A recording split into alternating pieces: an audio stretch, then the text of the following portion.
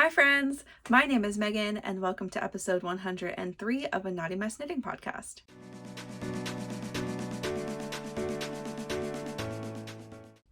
I am excited to be here today talking to you about all of the yarny goodness things. For anyone who's new here, hi. My name is Megan. I live in the Pacific Northwest, just north of Seattle with my husband Mike, our daughter Theo, our dog Winter, and my mom Cindy, and we talk through some fun things generally week to week. I like to talk through what I'm wearing, if that's a new finished object, other finished objects, what I'm working on,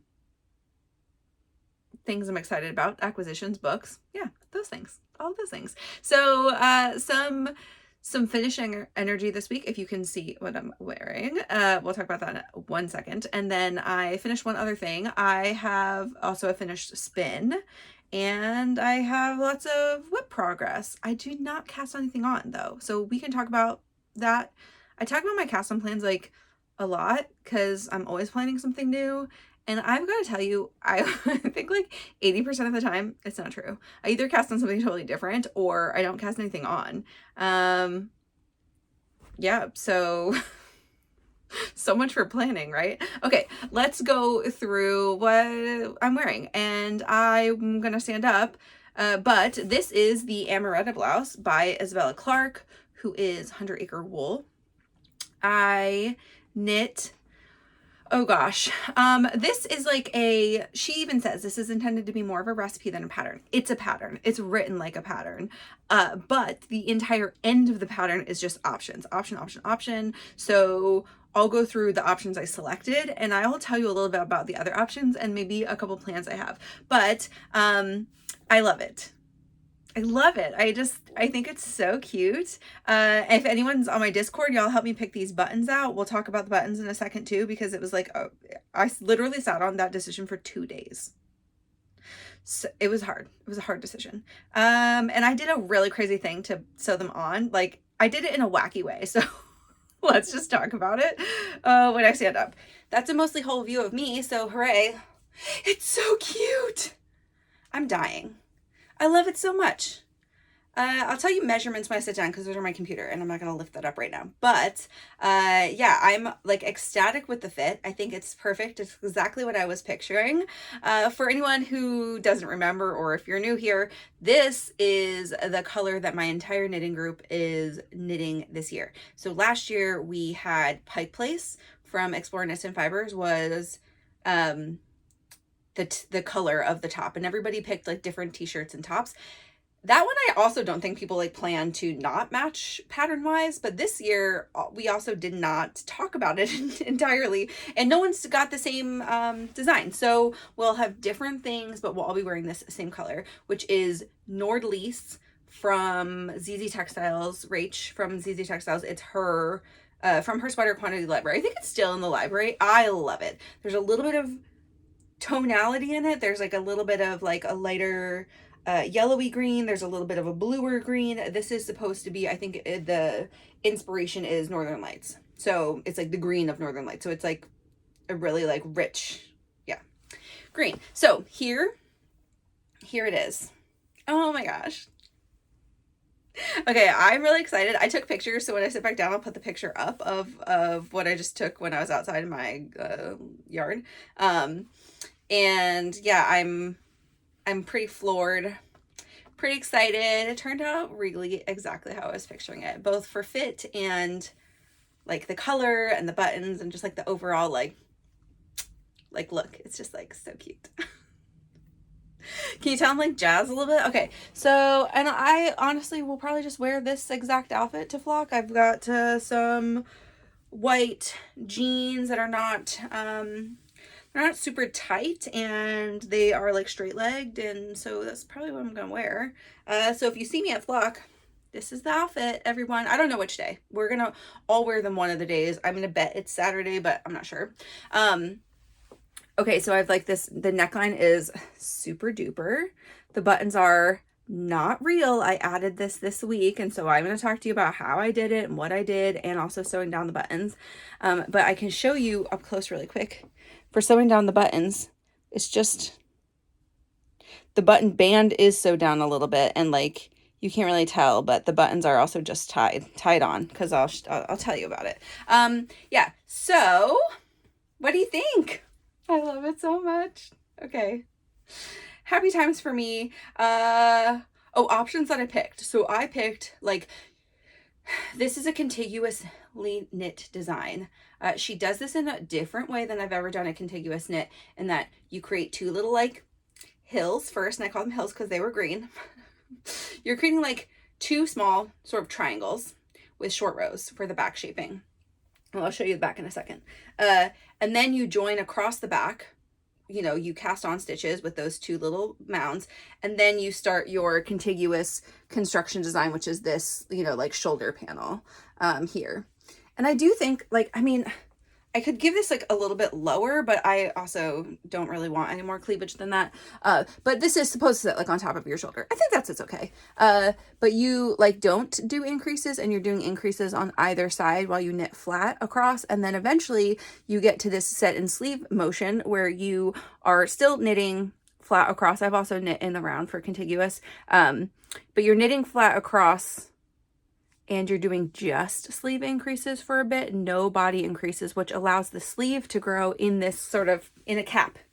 You know, that's how the construction method works. Yeah, and I'm just like really, I love it. I think it's super flattering, that look, like to have it sit really closer to your shoulder. I like a drop shoulder, but for a tee like this where it is fitted, I think this, you know, drop shoulders tend to be oversized because of how that sleeve construction is. And this one you can really get away with like a nice fitted design that looks just like a little bit more polished maybe. So overjoyed. Now, okay, so recipe is to do this kind of neckline though. There's no neckline change in the recipe, but the things that are changed, like after you join in the round, yeah, after you join in the round, like, and you split for sleeves, then the recipe becomes like, do your body and then choose your hem, your neckline, and your sleeve, plus your sleeve edges. So it includes this, which is a scalloped crochet edge. I'll show you up here. I guess this is probably easier to see. You can see my little scallops. And so you bind off knitwise, and then, well, not the neckline you just don't touch, and then you pick up and just do the scalloped edge, but like the edge at the bottom you bind off knitwise.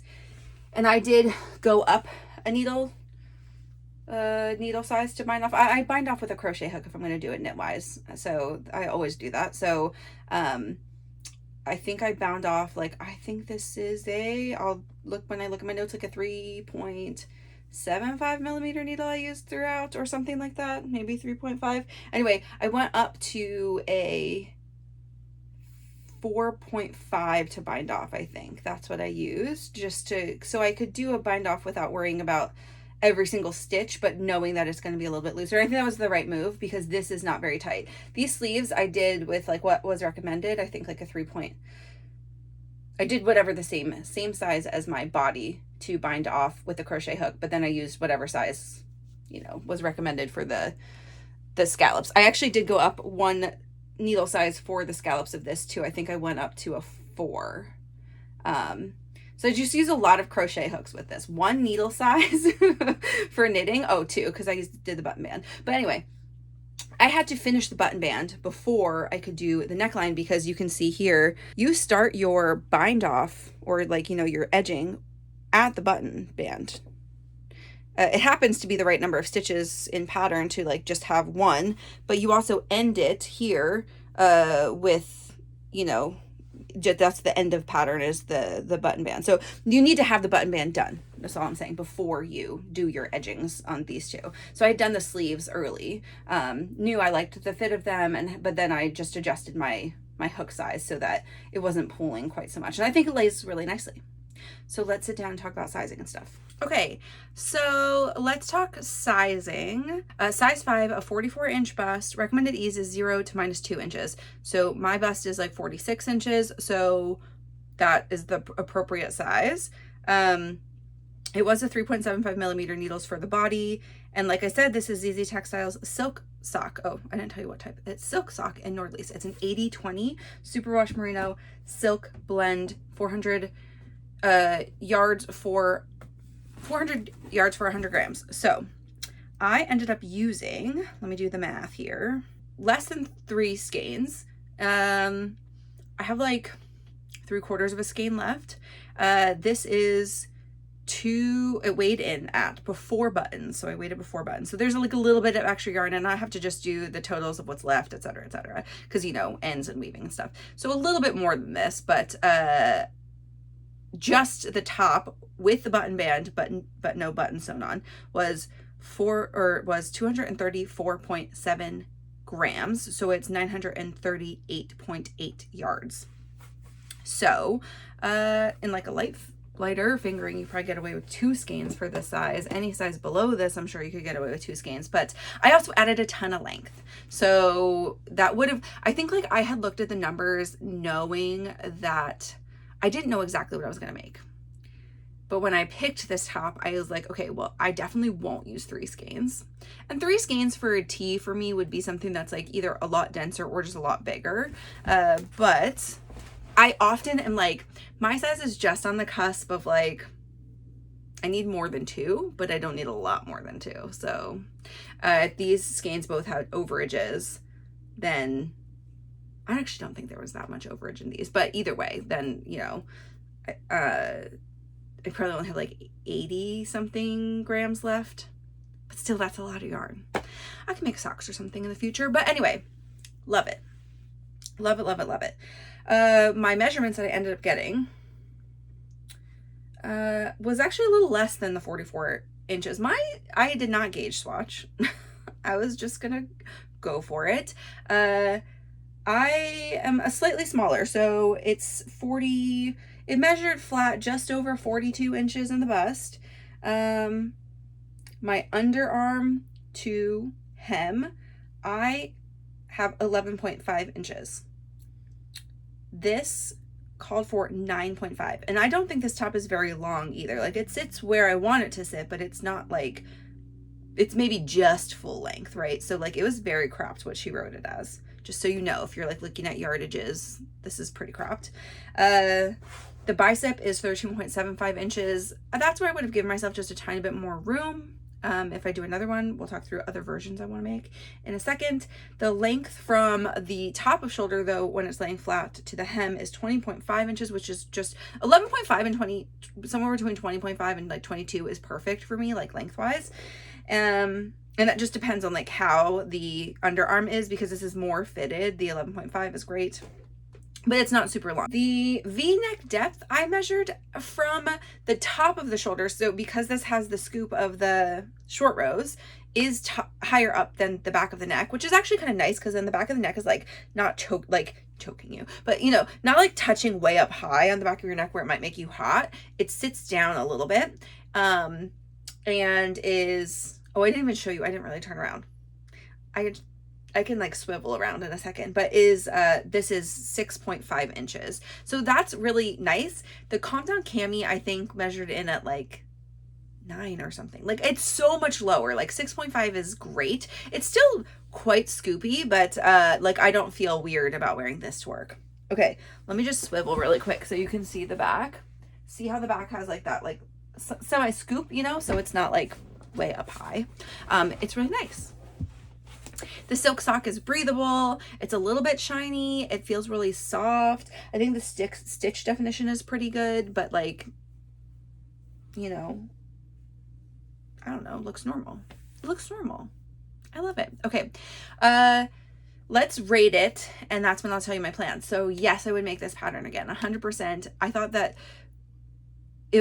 contiguous construction, I always feel, is pretty fun. I thought that now that I have also tried one on, I really like the neckline. I like how it sits. I like this. Like, everything about the fit of this is wonderful. I would totally make this exact fit again. No changes, no notes. Though I would change the edges. So I think I would love to do one with no button band and do no scalloped edges, even though I think scalloped edges, no button band would be cute too. But I have yarn coming to me for another version of this already that I ordered a while ago before I even started making this, I think, because I knew I was gonna want 2 of them. And I might do like the no edging for the neckline, or do like a very loose, so I don't, you know, scrunch it in at all, like I-cord edging. The thing is, I think the no edging to me would be a little bit weird, because across the back, like you're missing, this has a nice edge because of how she does the decreases, but only to here. And then this is just, you know, it's not even a selvage edge, right? So I think I would want to figure out doing an I-cord on it, or she has like a very short rib, like very thin short ribbing. That would be cute also. So I would do either of those versions. I like the seed stitch look though too. So the options that she gives you is a simple seed stitch. I think that's what she calls it. It's not even a seed stitch. It's just like one purl ridge or whatever. And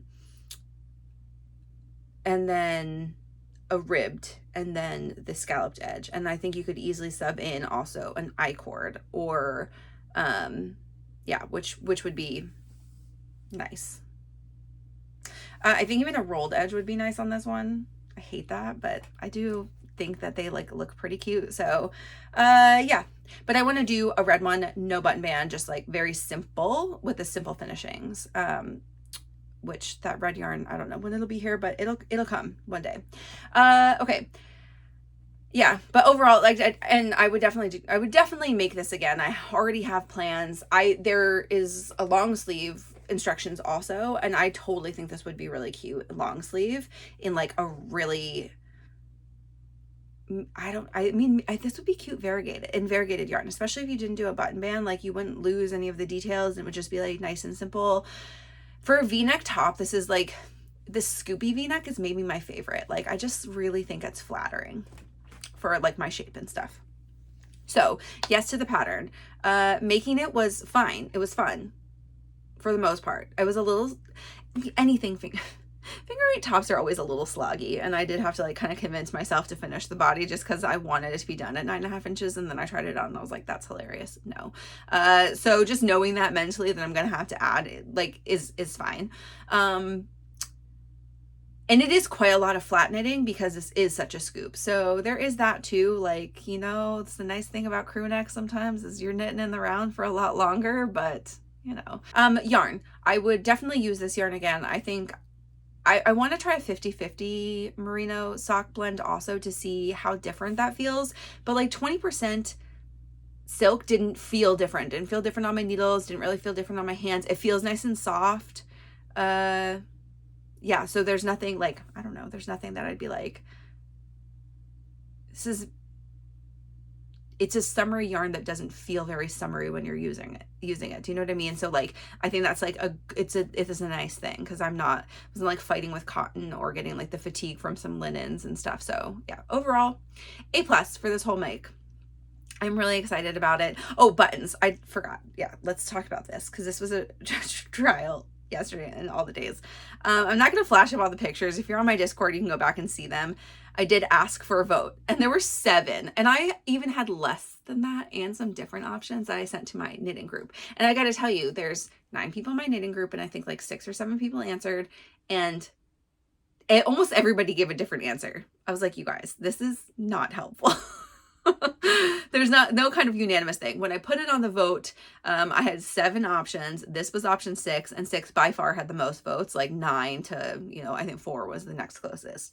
This was the one I think I was the most excited about originally, and then I was like waffling between this and some others. So I have plenty of buttons. Like, I have tons of buttons in this house. I didn't want to go buy buttons, and this is 10 buttons. 10 buttons is a lot.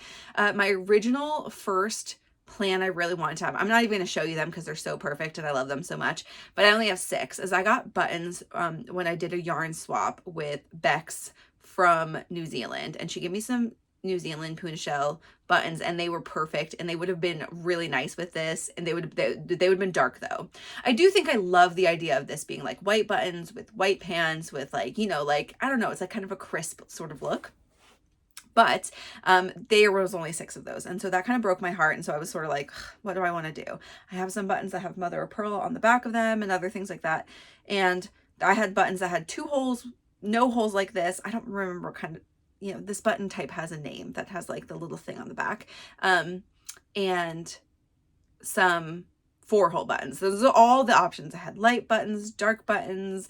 I mostly focused on the white, clear, light buttons that I had. Okay, I'm going to show you a couple of the other buttons actually, because they were here next to me. This is the button that I picked. I don't know. Let's like make sure it zooms. Okay, so it's like, it's a little off-white. It does have a sheen to it. You can see that sheen. And it has like, this is the back of it, right? So it's got like a little hole. One of the other buttons I had on there was like this one, which is actually kind of clear. It's like slightly frosted and has like a little ring around it. This was my dark option that got a couple votes from my knitting club, and I think nobody on the Discord. It's just like they're black. They're slightly shiny, but like kind of a satin finish. And they're very like flat, you know?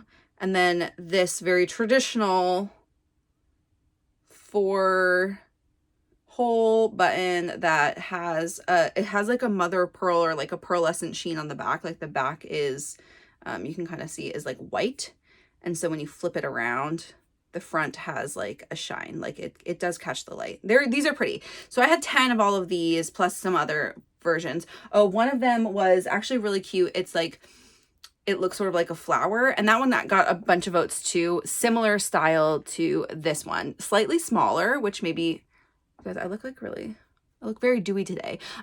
Slightly smaller, which would have been okay. They're very white though, and they look very plasticky. And I think like one thing that I liked about this is like it looks a little bit more refined, and those are fun, but like look a little bit more young, if that makes sense.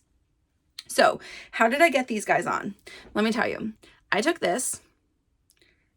At first I was like, okay, I'm going to sew them down onto the layer below, like onto the base of the shirt at the right intervals, and then button it up and then sew it down. And then I started like playing with that, and I wanted them to not be sitting too far down, so it's not pushing the button band too far. So I ended up just, and also I didn't want to count. This was like 10 o'clock last night. I didn't want to count. So I ended up just placing this inside the hole, taking a little bit of yarn when I had like a long yarn. I threaded it through a little bit of yarn on either side of the buttonhole, and I just tied a knot all the way down. And then I had a flap with buttons and no buttons underneath. Then I was like, how do I tack this down in a way that's not going to be weird looking? And at first I started mattress stitching a couple of stitches in, and with the buttons already sewed on, and like in a couple of stitches in on both the under and the thing, but then it wasn't looking like a button band, right? Then it sort of looked, I don't know, like a weird placket, but it like looked funny, and I was like, okay, I don't love this. So I ripped that out. I probably did like past 2 buttons from the bottom. Then trials. I was like, you know what? Let me just sew the buttons all the way through. Now that I don't have to count all of the things or whatever, I just held it down. I did the bottom and the top where I wanted the placement. I picked like 3, you know, like every second or third or whatever throughout. And then I sewed all of them just through the button. I can kind of show you here, just through the button and then through the top. So there's like a little knot of fabric there, or a knot of yarn. Okay. Then it was still sort of poking out a little bit, and I was like, I like the flap was a little bit odd, and I was like, how do I keep this flatter? And so I just did a running stitch sort of along. It's not super frequent. You can see it from the bottom pretty well. So this is just a running stitch, like a couple stitches in. It's running kind of like right along the side of the button. So it looks like it's a flap, but it's not going to go anywhere, and it's never going to be, you know, obviously it's never going to be unbuttoned because the buttons, there's not 2 sides of the shirt. So, but I thought that was the best way to make it look like kind of like natural, like it's a button, like it's truly is a button band, but it's not. Jokes on everybody who thinks it is. No. So that's how I did my faux button band. Oh, and to pick up the button band, this is a 9 this is like a 9-stitch double knit button band. Okay. So that means there's like 4 stitches on top, and then you've got your sort of like your outside stitch and your, the one that you're knitting through the back loop. So it's like, if it's kind of 4 stitches on top, I wanted it to be 2 stitches over, so that if I had knit the button band with it, it would have given me a little bit more, you know, tiny bit more bust room, like a 1/2 inch or something. But it would have had 2 pieces where you have the overlap. So it from the center stitch, it would be 2 over, you know, in theory, right? Like it would be further than that if it was real. But so I just picked 2 stitches over on the right side. And I just picked up all the way down. I think I did from top to bottom, and then, maybe I did from bottom to top. I don't remember, but I just picked them all up, whatever direction it told me to do it. And then I, you know, cut the excess yarn and cast on. And because I was going to do the crochet edge on this, I just did like a regular long tail cast on. And that's what I did. That's how we got to where we are. It was fine. Doing the button band was kind of annoying. I did a no cut button band, which in fingering weight, I should have probably gone down 1 more needle size. I think it looks fine actually, and it's not pulling at all, so maybe I shouldn't have. Maybe that was the right move, but it feels like a little bit loose with that no cut buttonhole. You do like a yarn over and then you catch it, but then since there's only 2 repeats that you go back through, the yarn over I think like just gives a little extra room, so some of the stitches are a little bit long, and I don't know, whatever, it's fine. It ended up being totally fine. And I mean, I love it. I'm in love. Okay, that is plenty about that. So let's go through, sorry, there was just a lot of finishing that I did that I didn't tell you about because I did it all in 1 week. Let's go through my other finished object for the week, which is my July socks. It is July 24th. I finished these on the 19th, I think. The day before I finished the shirt, I believe. I'm gonna be honest, I don't love the cuffs. I should have done a 2x2 or a twisted rib. I think I like that better for socks. They just keep their shape a little bit better. 1x1 is nice if it's longer, I think, but yeah, it's fine. Here they are. 2 completed socks with my self-striping yarn from White Birch Fiber Arts. Oh, this is called Basic Socks. This is the pattern. This is a free pattern on Ravelry by Renia Grabska, who is Comfort Zone Knit. She's got a couple of free sock patterns. I have done the Krufka, which is like my favorite sock pattern. This one is pretty good also. It is both available in top, cuff down, and toe up. And yeah, I did the size 2, which is a 64 stitch pattern this time. I really love, I've been wearing these to spin, so there's a little bit of winter hair on them. I haven't worn them out of this room, but I've just brought them down here the other day, so I didn't forget them during filming. And I like to spin with socks on, mostly just because I don't want to like leave a bunch of oils on the foot pads, but yeah. Anywho, here they are. I have just like some silver yarn that I had in stash for the cuff, heel, toe. I like this combo. I think that's like really nice, and I don't know, they're very fun. They're very comfortable. They fit really nicely. I'll put a picture up here whenever now of me wearing them, so you can see, like, I think this is the right size for me for sure. They're definitely have negative ease. Like, you can see that the stitches are a little bit stretched on them, but I like the way that fits so much better. I will say I have a slightly different, you can see here, it's not super noticeable. I did the toes at the same time, but I did all of this sock first and then this sock, and I know it's different because you can see I have the same number of rows, but I'm slightly off on gauge, just doing them a week apart, and that's just life. I tightened up a little bit in the cuffs, so the cuffs look pretty much the same, but because I was slightly looser on the gauge, just a little bit, it did change the striping, and striping is not perfectly exactly the same when you do self-striping yarn, but it starts like, when I started the gusset, it started to decrease the number of rows per stripe, so that this, and not by a lot, like they look really similar, but whatever it is, the gauge, like it used more, so that like I went into the blue further than I did for this one. So the tops of these socks are not identical, but they're pretty close. I went into like 3 extra rows of this pink at the top, and so I mean they still sort of end at the same place, so I don't think it's like super noticeable. Honestly, I don't care. But I have like 58 grams of this sock skein left, so I have tons, so I can definitely do a fully other pair, which is fun. I don't know that I'll do it right now, but maybe in the future, or maybe for a gift knit or something. So yeah, a vanilla sock is great for a gift knit. This is what I'm realizing. I did not do this for like any of the gift knits. I have one self-striping sock for my sister-in-law, and I will probably do hers just using this pattern or something similar. Yeah, and I really do like how the heel cup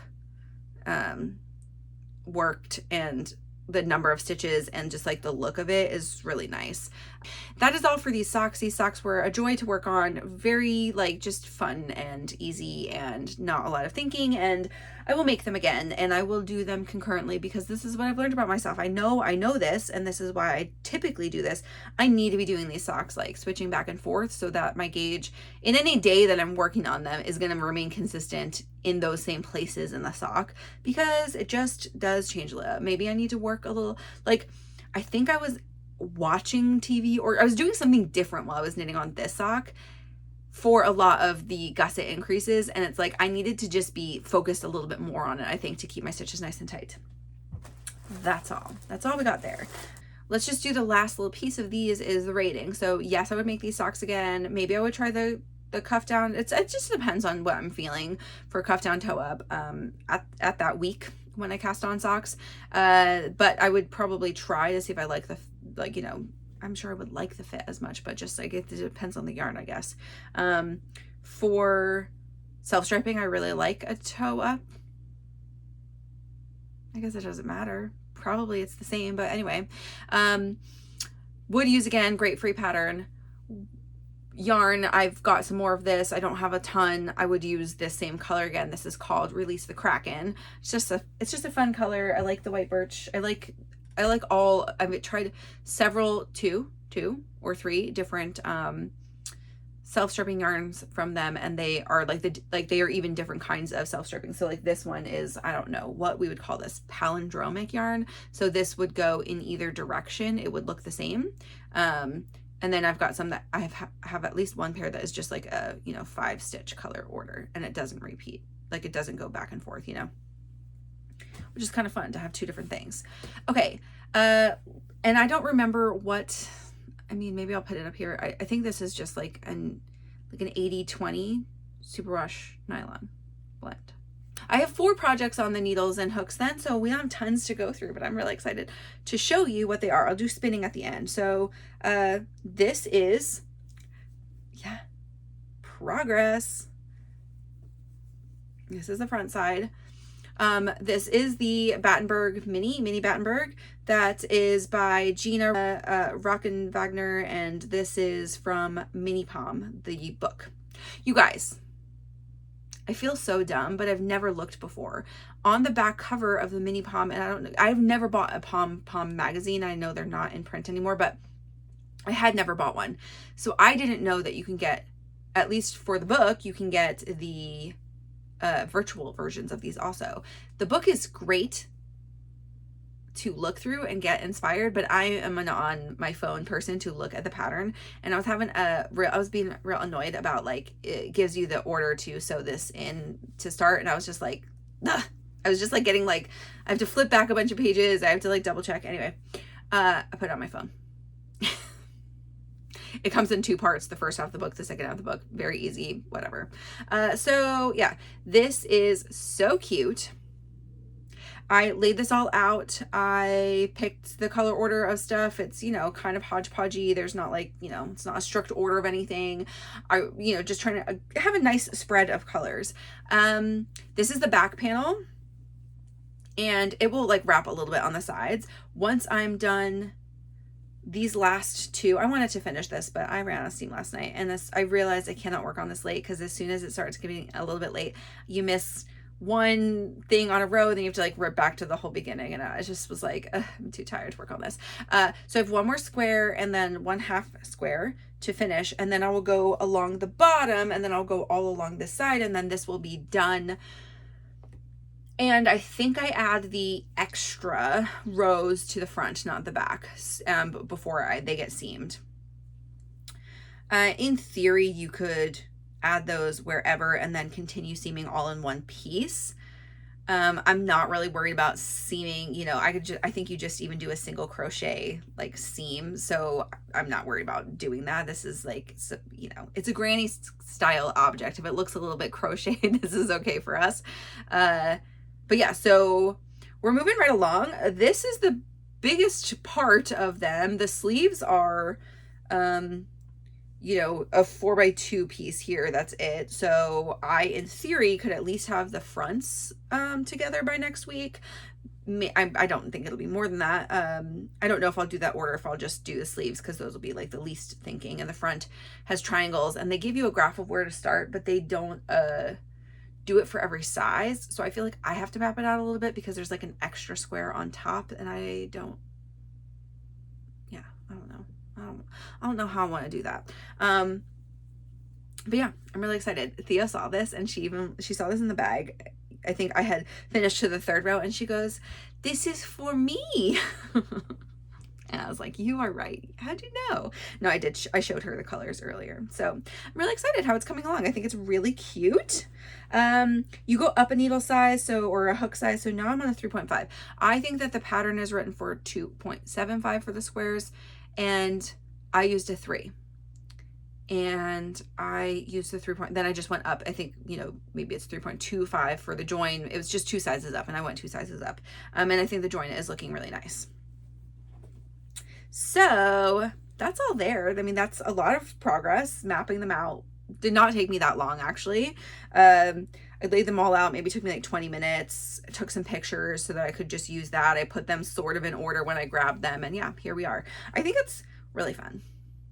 I like the gray, actually. I think it would be really nice with the white, but I had the gray already, and I have more of the gray than anything else. And I think that it will, like, it is a nice color for them to be combined with. So yeah, I mean, imagine a couple more weeks and then be done with it. So maybe like three more weeks. We'll see how quick I get. I'm gonna get some cast on energy, so I'm not gonna like back burner that, but I may get less a little less progress next week. We'll see. Let's go to my Queen's Cami. Next, this is a pattern, Queen's Cami, by Tori Yu, who is Tori Knits NYC. We are in the midst of our PKW Flock U cowl, which is something you can also double dip with the flock along that Flock Fiberfest is holding. This is just a little knit along hosted by me and my friends Ariel from Erriu Knits and Emily from Gently Chaotic Knits. We are all in the same knitting group here in Seattle, and we thought that would be fun, which PKW stands for Pacific Knit West, in case you're new here. I have already completed my Uptown Tee, which was also in a pink, and this is a different pink, and I am doing the Queen's Cami, and I am nearly there. I'm like in the home stretch. I think this will be done next week. Here we are for fit. I think this is going to be very similar to this neckline and totally perfect, and I really like the look of this. This is like a little bit puckery here, but I think that with blocking it'll just relax. Like this will relax a little bit, and I will pin it to relax. Oh, by the way, blocking this was fine. I did pin all along the bottom. I basically pinned all of the edges much more than I normally do, and I actually laid this out on blocky mats rather than my like blocking meshy board thing that I have, because I wanted to make sure I gave myself room. The only part I stretched though was this, so just FYI, this I will pin to stretch this, because it's warmer. I can block outside in shaded areas and they dry much faster, and so blocking mats are not going to like take 8 days. I like the OXO mesh thing because it gets air on both sides, so it just tends to dry faster all year round. But this one I will, at least for the first wash, give it give it a little extra tug just to relax that piece there. And that's just because of the way that you do decreases are rapid. You do every row. Okay, let's talk about where I was. Woohoo, way down here. And now we are way up here. So I had, you know, not that much body left. 2.5 inches, 3 inches of body. I think I had maybe not even switched my needle size. Actually, that must be true. So I must have knit, like fully almost 4 inches of body. Wow, that's more than I thought. I did a lot. Once I got to where I wanted for the section, it's like supposed to be 3.5 inches. I think it was just about there, maybe a tiny bit over. You do your split, and you just split your front and back and bind off a certain number of stitches. And then you do like some armhole decreases, so you're going across all of the front stitches, and then you split for where the V is, and you do one side and then the other side, and they both went very quickly. And I just put some counters in so that I knew how many, like by 20s or whatever, how many rows I needed up, so that after I did my decreases here, just this part is just flat. I didn't have to like keep comparing, and I didn't have to put a marker at a certain place. I just picked a row across that I did that for both sides. So that was easy. I'm not connected to yarn right now. I did not pick up the back last night because I just didn't want to. I did opt for that back shaping, so I've got the sort of high-low thing happening. And yeah, so this is supposed to have the seam 1 inch over the back. So, but I did add a tiny bit of length. I know the Calm Down Cami was too long, and a little bit too long on the underarms. But I looked at a lot of pictures of this, and even Tori's pictures, it's a little high in the armpit. So I wanted this just to be like a smidge. Like I don't even think I did like 1/2 inch. So I'm going to add a 1/2 inch to the back also, so that because you're just supposed to be so that they're even. So it's fully 1 inch more to just like give myself a tiny bit more space in the underarm. Yeah, and that's all. And there are people that did like a whole inch or 2 inches or whatever. And I'm not going to do that. But this is where we are. And that will be an easy thing if I do attach them and I don't like that because it's bottom up. That's an easy thing for me to take out, add more, decrease, whatever it is. And I can even just pin it across before, or tack it down before I actually do the 3 needle bind off. But a 3 needle bind off is easy to undo as well. It's not a lot of stitches you're doing across, like 12, 18, something, I don't know. Something under 20 for sure. Okay, so hopefully this will be done next week. I mean, I can't imagine it's not gonna be done before next week, considering how much I knit on this week. So yeah, getting it done. I mean, I definitely want it done for flock. I don't think I'll wear this one for pictures. Maybe, who knows? I don't like my arms out. The up down tee is gonna be fine.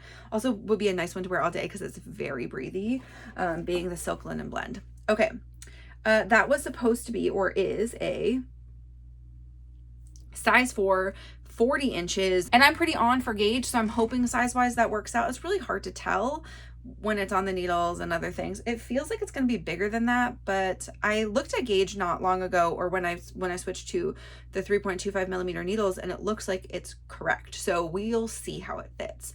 I'm okay if there's a little bit more space, but I would prefer that this one be more fitted, because I think that is like something that I wish that the Calm Down Night Cami that I made was also more fit. I think that would have alleviated some of the fit issues I had with it.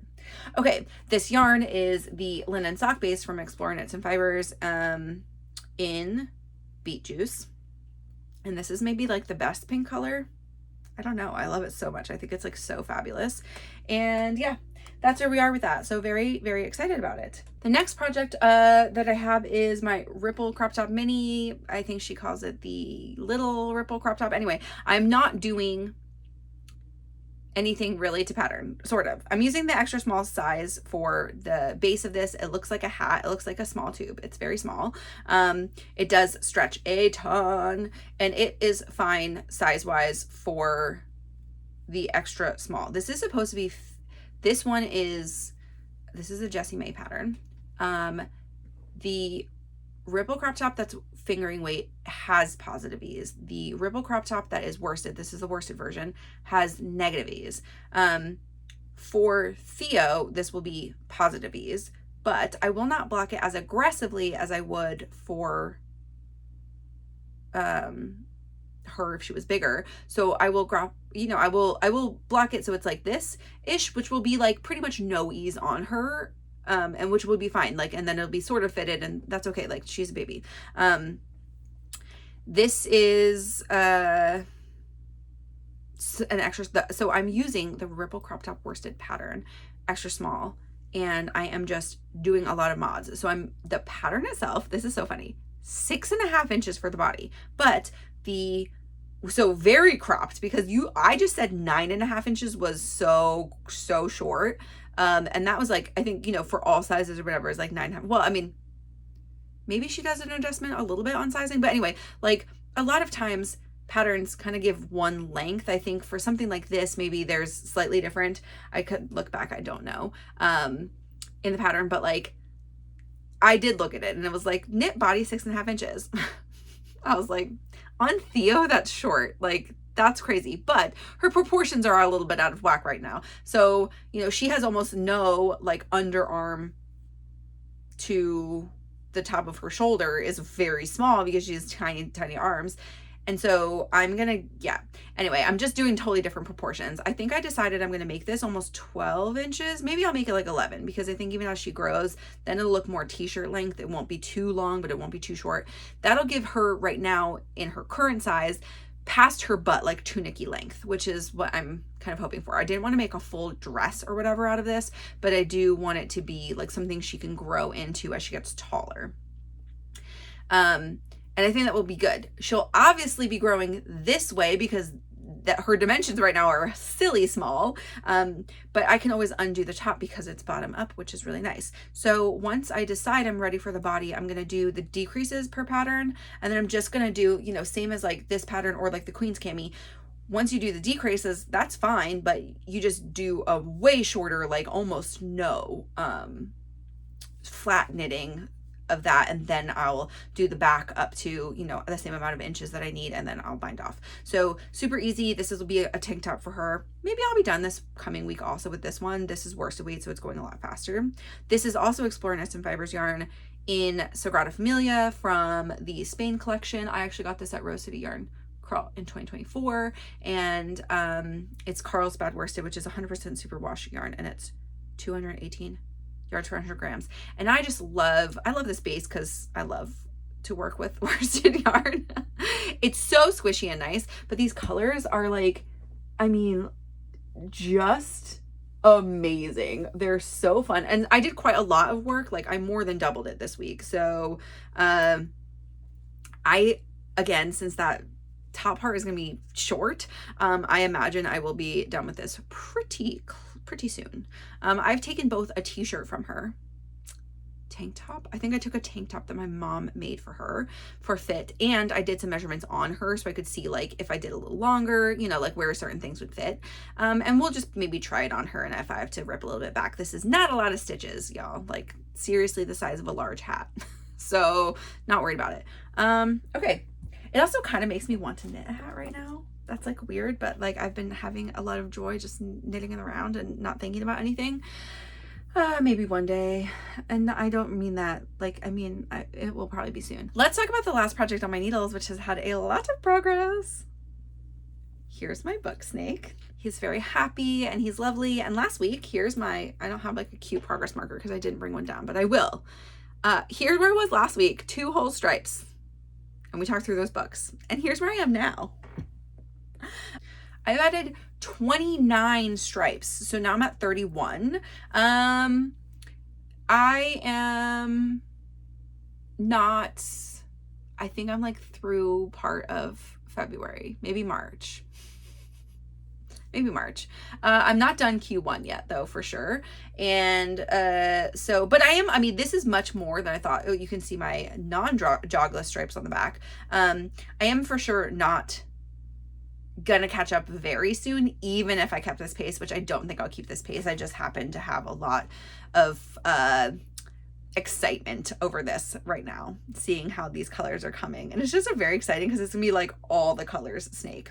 So let's talk through what books are here. Okay, so I don't know the way to do this quickly. This is going to be really annoying for editor Megan, but I already started this and I kind of want to share what the type, what the covers look like with what the color that I picked. So I'm going to do it still, even though there are 29 to add right now. So I'm going to do this quickly though for everyone. So the next book here was called Wild Love by Elsie Silver. And I will tell you if I really love the book or, not. I already, told you about these books way long ago, but this is kind of nice to review. This is my handspun Barbie Court yarn. So that was fun to put some handspun in this. I have one other handspun picked out for what's coming up in the snake, and that was on here. This one is, and I loved that book. This was how I fell in love with Elsie Silver, by the way. So this one's called Revelation, which is part of the De La Vega Cats books. And I just some of these, I went for more of the teal yarn there, but this is yarn from my mom's sweater, I think, combined with some more teal. So there are pops of yellow in there too. Okay. Then Paladin's Hope, Paladin's Faith, which I thought picking the more tealy version was true to me also, from that title. And then this is All Roads Lead Here. This one has several different covers, but I read the audio version that has this orangey cover. And I liked that there was some pops of other colors in here. This is also for my mom's sweater. Okay, this was my first Lana Ferguson book, I think, called Game Changer. And this is not exactly the pink that's in the cover, but this one I just really liked having the pops of blue and white in there, which I feel is, the jersey and some other things. Okay. Then I've got another De La Vega Cats book, this is Beneath the Skin. This one I think is so good because it's really that melding of the purple and whatever. And this is from my socks from last month or 2 months ago. Okay. Then we've got Teach Me from, who's that? Olivia Dade. That's pretty close to the background cover, I think, or the background color. Then this is The Nanny. I have been struggling with the blues, everybody. Especially navy, but this one I think is pretty good. This one, The Fake Mate, this is another Lana Ferguson book. This one I think is pretty close too. That's from the rest of my Woollen Pine Scotch Broom wrap. It's going down a memory lane, both for books and for what I made them with this yarn before. Okay, this is Serpent and Dove. This is actually just leftovers from my Doppio sample knit that I made last year. And I think I could have done a black held with it, but anyway, I think this is good. I'm learning as I go. This one, and that Serpent and Dove, I loved a lot of these books right through here. You know how I feel about the Lauren Dane books, are just sort of filler squishy, especially the alpha E shifter books are just so alpha male, silly problem, whatever. But Serpent and Dove was I'm medium on that. I think I've read the second one. I never read the third one, and I think it is just a trilogy, so maybe one day I'll read it. I don't know. This one is a 5-letter word for love. I really liked a couple aspects of this book, but overall was kind of I'd pass on that one for Telling Other People by Amy James. This one though, I had to think really long and hard about this one because I wanted the perfect color. And this one, to me, there's a lot of colors in this title, or in this cover, and this is Whiskey Business by Elliot Fletcher. And I thought that this one has it just has a little bit, it has the sky, it has a little of the light blue from the ocean, and even some orangey bits from her hair and outfit. So that book, I think the second one comes out soon or just came out. I loved, one of my favorite romances from this year for sure. Okay, Onyx Storm. So I did a black and silver for that one that's from Rebecca Yarros. That's the third of the Empyrean series. This is number 1 from Maple Hills, which I think it's going to be more than a trilogy, but at least I read all 3 of them. And I think I read them right in order, so it's 1, 2, and 3. But this one is Icebreaker, and I went with the colors of the jersey, and this is my Clan Fraser from my mom's cardigan I made her last year. And this has like, because there's a little bit of blue in there, I thought that would be good with like the ice. This one is Wildfire, which I just tried to pick like the background color.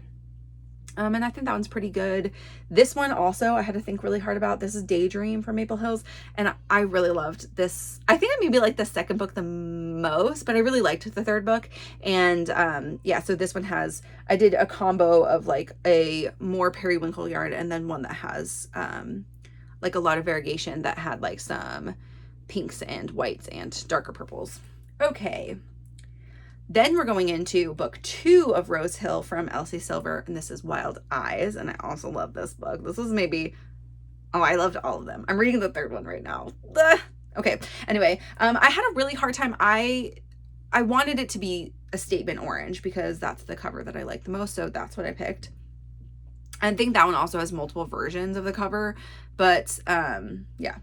And then most of these have multiple versions, right? So I just picked either the one that's in my Storygraph or the one I like the most, depending. This is another Lana Ferguson, Lock and Key, which is about the Loch Ness Monster. You should read it if you haven't read it. That one's amazing. Okay, this is another one I didn't love very much. This one is Hate Mail by Donna Marchetti. Actually, I, in fact, did not like it. I would not recommend people to read it. Then we go into some of the beginnings of my Hello series. So this is the Hello series by Kelsey Haas. I think also my first books by Kelsey Haas. I don't know if she has other ones, but I read all 8 of them this year. So this one is Hello Single Dad. This one is Hello Fake Boyfriend. Here is the second of the Serpent and Dove books. This is called Blood and Honey. I thought about doing a black with that, but I had a DK that I thought was like the perfect red for the back cover. And that was what I feel like is the statement of that cover. So that's what I picked. Then we've got Hello Temptation, Hello Billionaire. These two I thought were really hard because there's two different blues. Okay, so all 8 of these Hello series have two covers at least. And one of them is like a hot dude on the front. And just like the words and like, you know, maybe something about them. Maybe it's like in a suit or whatever. The second version is the ones that I actually based off of because they have a little bit more color and like the same-ish color for the hello for each of them. I'll pop one of them up so you can see what I'm talking about. But like the hello is like the same color sort of, or the same color story for each of the like I guess they're called something like, it's the version that you can get like your paperback in that doesn't look like it's this kind of romance. It's like a, you know, a smutty romance, which like dudes often indicate that it might be a smutty romance. Anyway, so this one's Hello Temptation, which had like a darker blue thing going on, and this one has some grays and other blues in it too, for like her coffee cup and shoes. And then this one is I thought pretty good match for the blue of like the tie for Hello Billionaire. Then we've got Hello Doctor, and I just picked like a nice sunshiny yellow. And then Hello Heartbreaker, which is this like kind of a dark pinky orange color, which I thought really matched the flowers. Then we've got here, this was maybe the hardest one, and I don't know that this is perfect. It's like I wish I had 3 strands to work with so I could do even more of the blue, but I picked a navy and silver. The cover is generally navy, but there's like 2 tones of blue, and maybe I should just have done 2 blues. I'm not going to go back. It's fine. I just struggled a little bit with that one too. I think it's fine. I think it's kind of nice to have some of these like really like different color like looking ones. Anyway. And then the last one I did was Close Knit, which, you know, I had a lot of feelings about this. This is the first of the Hastings books. I will not read any more of them. I did not like the writing for it, and I had some gripes about writing. Knit Influencer. I have a whole rant about it. You can watch that video. But I do really like the cover. The cover is pretty, so the colors are nice. This is the book Snake so far. He still doesn't have a name. He will be named the favorite book boyfriend of the year.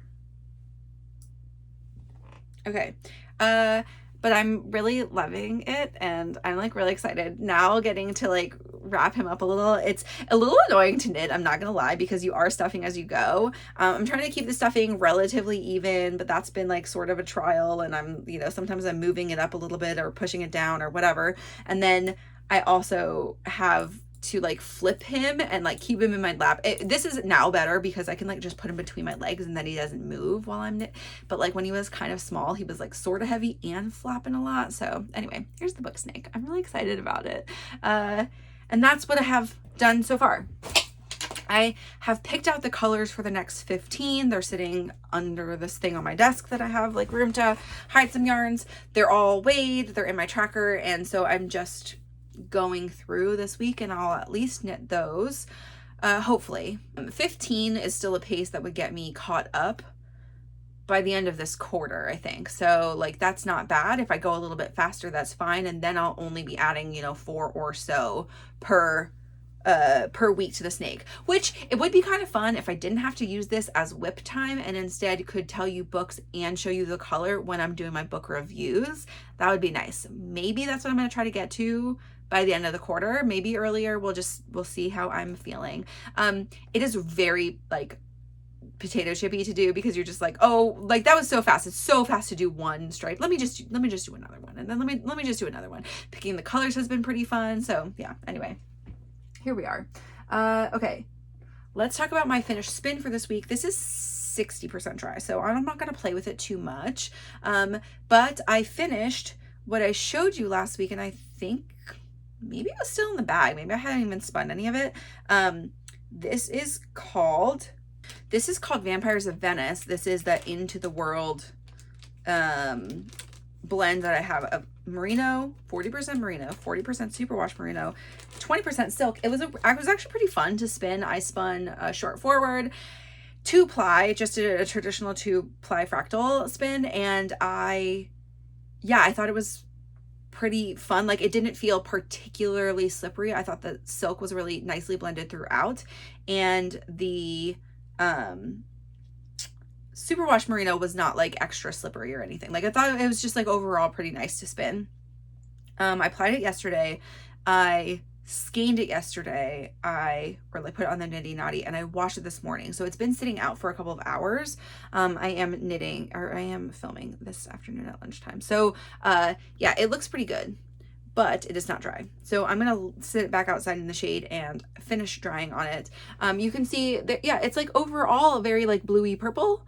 And I'm going to use this to go with this yarn here. I still think this is probably the combo I'll use, for a fall frolic sweater by Samantha Guerin, which is a fingering weight, all yoked color work, just like color work in the yoke, like a 1x1, like a simple color work. And there are bits of this that are very purple, and I would actually maybe cut those out if I felt like it wasn't enough contrast with this. I think overall though, I probably do have about a fingering weight. So I think this will, depending on how much this fluffs up when I dry it, but either way, I think you can get away with color work if it's your color work color is slightly plumper. It'll just make it pop more. So there's that with this one. I'm really excited. That was a great spin. Really great spin overall. I am going to start a new project for sure today. Since I did my plying, that was my spin time yesterday. And I did rewind those bobbins. Oh, and I did a fractal. So for anyone who is a spinner, or if you're not a spinner, you don't know what the heck I'm talking about. Fractal spin just means I took this yarn I split in two, and I spun the 2 plies at a different color change rate. So I did one without splitting again. I did a 1-3. I did one just all the way from top to bottom as the braid was dyed. And then I did the same, using the same top, you know, cause I like had tied a knot in that color. I split it again in 3, and they're pretty even 3s cause I weighed these this time and I was like, pretty on. Which took me a little bit of finagling, but I got it there. I did, split it into 3, and I did from the top to the bottom, top to the bottom, top to the bottom. So that strand has just a faster color change. So there are definitely points where the colors met up, but it's not very frequent. And so overall, yeah, it's just a way to spin color changing yarn. So I don't know what I'm going to spin next. I'm going to think about it a little bit this afternoon, but I'll probably end up spinning during editing. I'll get in the 30 minutes that I want to get in. I don't think I'll do any more long draw practice during this time. I'll do one of these braids up here, something that's up here. I might end up starting a combo spin. That sounds like something that would be pretty fun. I would like to spin two more braids fully before flock. I feel like that will be a place that makes me feel okay about adding a little bit to this. It's not a ton considering what I have going on here. But this is now most of my fiber. I do have a little bit of fiber over on the side here, but since I spun that big grab bag, that was the thing that took up the most room. I have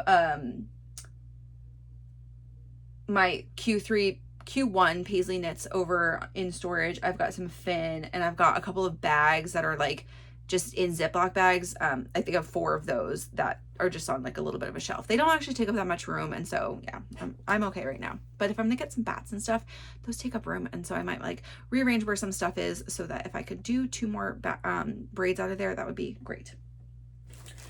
Okay, that's the spin update, and now I have an acquisition, and this is my first acquisition of the quarter, and also one that I had ordered in October of last year or whatever. So I am in Paisley Knits Quarterly Fiber Club, and so please know now, if you are in the club and you want to be surprised and you don't have your yarn yet, don't look at this part. I'll tell you the names of the colors because those are, I think, were already shared. She does have a quarterly picture. I'll put the inspiration picture up here so you can see it because I think she really killed it with these. I think all of them are really pretty perfect. And I have the like fine fiber or fine wool club or whatever, so mine are not the luxury blends. Like there's no silk in these or other things. No like stellinas or whatever's gonna happen with the other ones. So here we go. Let me do the first one. I think this is like the furthest left picture. Again, look away. This one is called Wildflowers, and it's very pretty and very, I think it's really dead on for that inspiration. Has quite a lot of that nice like greeny color. This one is a little rustic feeling. This one is 100% finished spinning fiber, and it's 23 micron. It just, the braid feels a little bit dense for this one. So I'm really interested to see how this spins up. I am not going to spin any of this fiber until I get all of them, because I'm going to decide if I want to spin them in to a single project in some way, if I want to do like combo spins across them to have just like 4 mega braids or something, or 4, mega spins. I don't know. I have not decided. I'm not going to make that decision until the end of the year, or really next year, because that's when I'll get the last one. This is the second picture, I think, like in the middle. This is 100% Rambouillet, and it is called Anemone. And this is not the finest Rambouillet I've spun. It's 22 micron. That one's 23 micron. Just the way that the hairs are feels much different than something like this that has the super crimp. Rambouillet has the super crimp and feels like very cloud-like. Plus, like, you can see the density in the braids. It's just a lot airier. Oh my gosh. Isn't that perfect? This is so perfect for the inspiration. I love this color so much. I think on the screen it's not picking up quite as much like seafoamy green that's in there, but like all of this, oh, it's really pretty. Okay. Last one, and this one's in its own separate bag, so I'm sorry if there's a little glare, but this one is called Iridescent. It's that cloud picture. And in this cloud picture, look at the colors on the clouds. That's what the inspiration really is. And this is 100% Cormo spinning fiber, and it is 20 micron. It's super soft. I stuck my hand in here. Really, really soft, really lovely. And I think like dead on for that, the color breaks on those clouds. Like, so she did a really, really, really phenomenal job with her inspiration. These are not intended to be any kind of like fade or set. She just picked these like vibrant color inspirations from nature. It's called Nature's Palette, and that's what she's making. And so we'll do what we want with them. And you could, based on the inspiration picture, not the actual, knowing what the fiber is going to come out as, you can buy like duos, you can buy just 1 month. There was a bunch of options for the whole year, but you can also buy them monthly. I'm not doing anything to change my club. I'm just going to get the wool, fine wool for the year. So there's my one acquisition so far this quarter. As we're into the end of July, I feel pretty good about that. Obviously, flock is coming along, and so this will just go out the window. But for now, feeling great about it. Before we jump to books, Tour de Fleece does end on the 27th, which is Sunday. So I do have 4 more days of spinning to do. So I'm hoping to get through 1 more braid. That would be the goal in my like at least 30 minutes a day spinning. And I don't think I'll do more than that, but that would mean that I have finished, and obviously I started the big spin before that, but I have 4 braids from that. We have 2 pretty big ones and 1 small one and 1 regular size. So 4 braids from the pound spin that I finished a good majority of that during Tour de Fleece, and all the plying, which took forever. And then I did a long draw, and then I have this Vampires of Venice, and then I'll have 1 more braid finish. And so that's like a lot of fiber to be done with in, you know, less than a month. So and again, some of that was started, so if we let's count it as two that I finished during Tour de Fleece for the mega spin. That's still 4 braids that are done and 1 to be done. So I feel great about that. I feel like that was a lot of really good spinning. I don't normally spend that much time, and I've still been getting some good knitting time in. So yeah, let's go through books real quick. So this week I finished several books, and one of them, the first one, was Meet Me at the Lake by Carley Fortune. This is the second of her books. Every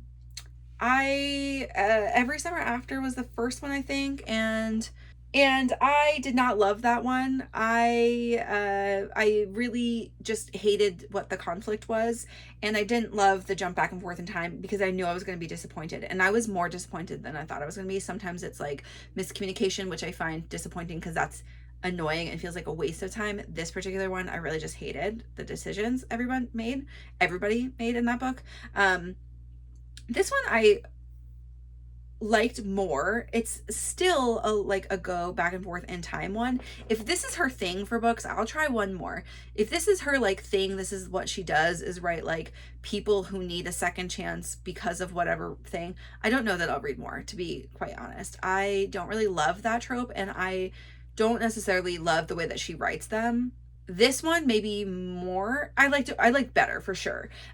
So this one is about 2 people that just like have a chance meeting 10 years ago, and then they meet again in the present, but they were supposed to meet up 1 year after they originally met, and they don't, and there are reasons, and they are actually, this one maybe because like I thought the reasons were better, it didn't annoy me so much, but I felt like the secret keeping was like kind of shady and dumb, and I mean I get why more.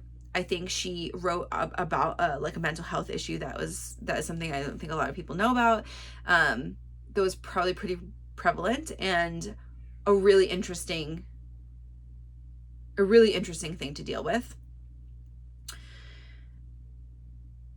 But it still was, it's like slightly disappointing. There's like a lot of contention, though there's obviously still a lot of attraction between the 2, and just, yeah, I mean, I don't know. It was fine. Definitely better than the first one. And they have no relation to each other other than she's writing about like the same part of Canada, I think. So the second book was one that I read with my eyeballs, called Rewind It Back. This is the 5th and final of the Windy City series from Liz Tomforde. This is the only series I've read from her, and I think she has like just a couple other books out. This is the greatest. This is a Chicago sports romance series. They are interconnected books, all standalone-ish. I would say they're not, because there's a lot of character development that happens throughout the other ones for most of the characters. You meet them, you like spend time with them, you know how they met each other, etc. It's about a like group of friends that are pro athletes and how they fall in love. Oh my gosh. I love this one. This is Rio's story. I've been waiting for Rio's story. Rio's like the little baby 9th wheel of the group for like all of the other books. As everyone falls in love, he's in the books and he's just tagging along and perpetually single, perpetually trying to fall in love though. He's not like a playboy. He's just trying to fall in love. He does go on a lot of dates. You find out a lot of things about him. What you find out though is that Rio has a past no one knows about. And she comes back in the picture, and it's good. It's so good. Okay, that's all I'm gonna say so I don't ruin anything. Go read it if you like that series at all. If you like sports romance, start at the beginning and read them. They're just like total joy reads. I really, really love them. Okay, The next book I read was Tame the Heart, which is by Ava Hunter. It's my first book by Ava Hunter. It is a like westerny romance though, set in the small town of Montana, and a girl that has a serious health issue who is finding herself and ends up in this town for a bit and ends up on this ranch. There are a couple things that I feel like this author maybe, I don't know if they've ever been on a ranch. There's just like some things that didn't make any sense to me about the book. And I really, really hated the main character, the female main character's decision about the secret she was keeping. I thought it was a very like, she's forgiven quickly, but I think it's relatively unforgivable. Yeah, I just think that, yeah. I have a lot of thoughts about it. I just really didn't like some of the characters, but here's the things that didn't make sense to me about the ranch. Like, obviously there's tons of Western romances out there. No head rancher, even if you have staff, especially if he's like all like super involved, is waking up. Like one of her, she has a bucket list. That's a thing that she has on. It's a big part of the book, is to see the sunrise, and they never make it. Like, you are for sure getting up early. You don't run a ranch. Horses get up early. Like, as a former horse girly, and also like a person who spent a part of a summer caring for a ranch while one of my friends had, not a ranch, she had like a 20 horse farm, and she had surgery. So I went and took care of the horses every day. And I was getting my butt up out of bed to be there at just after 5 every day. Like, you are seeing the sunrise. Like, what are you talking about? This is the craziest thing.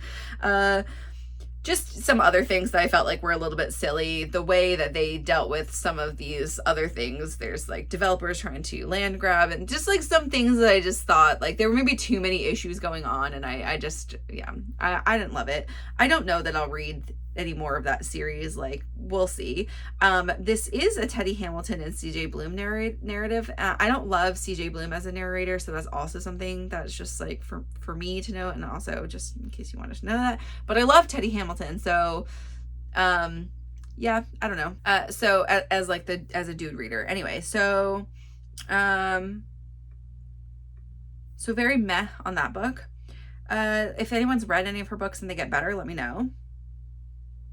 The next book I finished was Heavenly Bodies, which I think maybe there's more than one out in this series. This is Heavenly Bodies number 1. Yeah, it looks like there's 2 books out, but 3 planned. The last one has a title, but not released yet. Anyway, this is a fantasy series, and it is a very interesting world. So, it's a world that is ruled by stars who like gave their powers, or their like what they're known for, to some of the people in the land. I don't think everybody has powers. I can't even remember if everybody has powers. But there's a girl who's Alara, who's the main person, who is part of like the shadow. I don't remember what her court is called, but they're like the nighttime court or whatever. And then she goes to Helios Kingdom after a tragedy strikes her court, and she's kind of in hiding, and they want to use her powers that apparently she's like not able to be killed by the god because she escaped basically a god's wrath, or a star's wrath. And she is being like used as a weapon, or a potential weapon, from the Helios's court to get back at this star. And this is the star from her kingdom, but he's like also a real, a-hole. So there's that. It's an enemies to lovers. There's, a person that she comes into contact with in the court that's like her enemy's court. And obviously there's love, and there's other things, and there's a lot of secrets, and there's a big twist at the end, which I don't know that you see coming. Like, I didn't really see it coming, but I'm going to be honest, I wasn't paying a super hard attention to this book. I thought it was pretty good. The pacing was okay. There were a lot of ups and downs, so maybe that's where I felt like the pacing wasn't bad. You didn't stay in the down too long before like the next thing happened, but I did feel like it was a little bit slow overall, or like I just didn't feel engaged overall. I don't know. It was okay. And yeah, so I don't know that I will continue with that series. I might read the second ones. Like, it was a pretty interesting twist for me to see, like, where do you go from here? But yeah, the next book I finished, and I just finished late last night, was as I was working on that mini Battenberg, is the Court of Thorns and Roses, A Court of Thorns and Roses, book 3, called A Court of Wings and Ruin. This seems like the culmination of the bad guys, and I honestly can't remember what happens, all in Court of Silver Flames. So I don't know if another baddie comes out, but it feels a little bit like book 4 of Throne of Glass, where like you fight the bad guy, but there's more things that could be happening, and you've just learned about some people's powers, which is kind of what happens in Throne of Glass. So, I mean, there are more books. Like, I think when I was originally reading them, I was like, wow, what's going to happen in book 4 and stuff. But like, I know other things happen. I started A Court of Frost and Starlight, which is, I know a lot of people even would say skip it, but I'm going to read it again because I don't remember all the ways that they transition into the Nesta Cassian story. But, there is sort of a wrap up for the main characters that you have for the first 3 books. Sort of. But this is all in Frost and Starlight. In the 3rd book is like the big battle, the big baddie that you're fighting, and like there's a lot of war strategy, but it moves fast, way faster than like Kingdom of Ash, like way faster.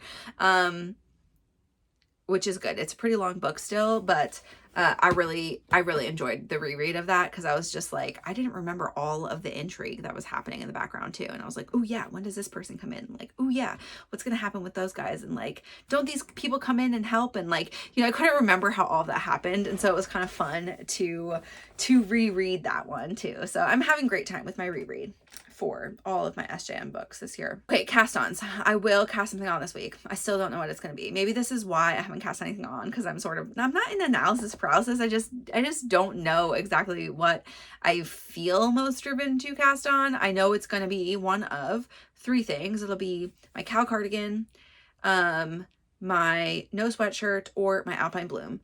Alpine Bloom is most likely, but maybe I'll cast on 2. Maybe that's what I need to do, is just cast on 2. Now that I cast 2 things off my needles, I was going to tell you about something that I'm going to work on, but I actually had to order a little bit of yarn. So I have two skeins coming in this week from Wool & Co, but I couldn't find them here, and they have free shipping. So yeah, that's what I did for this project that I want to talk about next week, because I will get this yarn on Sunday and hopefully cast the first one on. We're rolling into August next week, so I will also maybe cast on socks. So that's going to add extra things to cast on. But I'm really hoping if I cast off, like maybe that's what I'll do. Maybe this will make me feel better overall. If I cast off my Queen's Cami, like finish it, and then also maybe finish this one for Theo, then casting on 2 new sweater things will not feel big when I have this other small project and then socks to cast on too. So, you know, that'll bring me back up to 6 projects, but 6 projects doesn't feel like too daunting for me right now. I definitely want to have socks, probably socks on the needles for flock, but maybe I'll be done the color work of the Alpine Bloom, and I can, you know, if I split for sleeves, I'd also be okay bringing that along to just knit in the round fingering weight. Socks are fine, but socks are definitely a little bit more fiddly in public, and also, as we know, gauge issues. So we'll see, one of those things.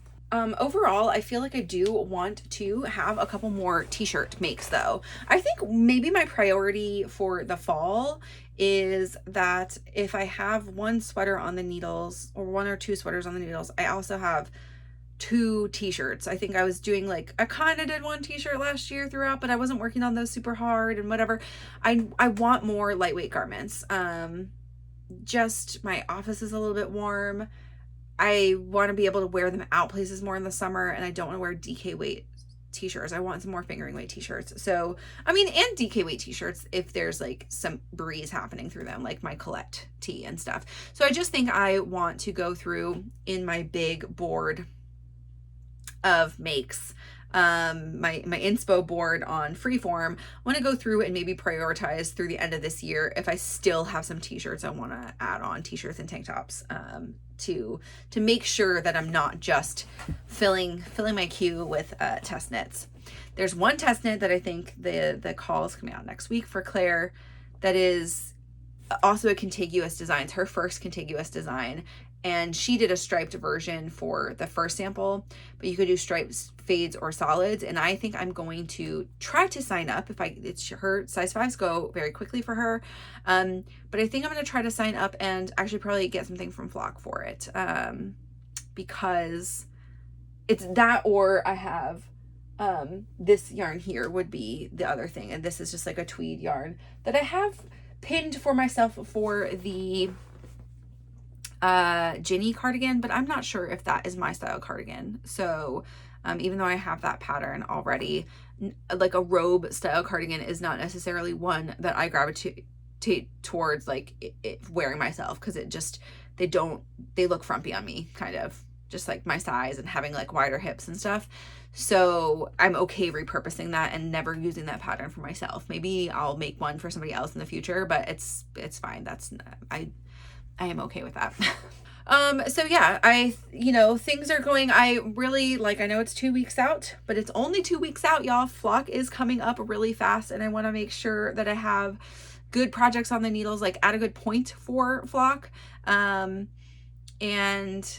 I want to make sure I have my outfits all set and, all the other fun things. So this is what I've been thinking about over here right now. Yeah. But overall, I'm really excited for it. Can't wait to see y'all there. Remember, if you see me, say hi, stop me. I mean, like, honestly, it's very likely I'll be shopping by myself. Like, I cannot keep with a big group. I am like I need a flit based on my feelings for things. And maybe I'll be shopping with Erriu because she and I tend to like a lot of the same things, and we will spend time just looking and not running too many places too fast. So I don't know. We haven't decided. No one's like obviously made any plans like that for Flock yet. So we'll just though set our meetup time very soon through the Discord. So I'm going to pose a couple of questions, maybe 2 polls over the next few days. So if you're on the Discord for the Flock you knit along and you want to meet up with us, please answer the poll. And this will be for a picture and some knitting time. So those kind of go together. Or mostly I just want to know days and times for people so we can pick what will work best for the majority. Don't worry if you can't, maybe we'll do a picture each day too. Also, I'm not sure, it sort of depends. If we get a big split, maybe we'll just do 2 meetups. I don't know if Emily and Erriu will come to both, but I will make sure to be at both of them. But yeah, so that's that. I don't really have anything else to share this week. This is probably still gonna be a long episode because that was a lot of book snake talk, but I'm okay with that. Let's catch up on the book snake talk so I can just get through all of those covers, rehash it for you, and then we can just share live. How fun would that be if I really did finish them live? That means I'd always need to reserve like 10 minutes on a Thursday morning if I finished any books on Wednesday night, which is okay. I can do that.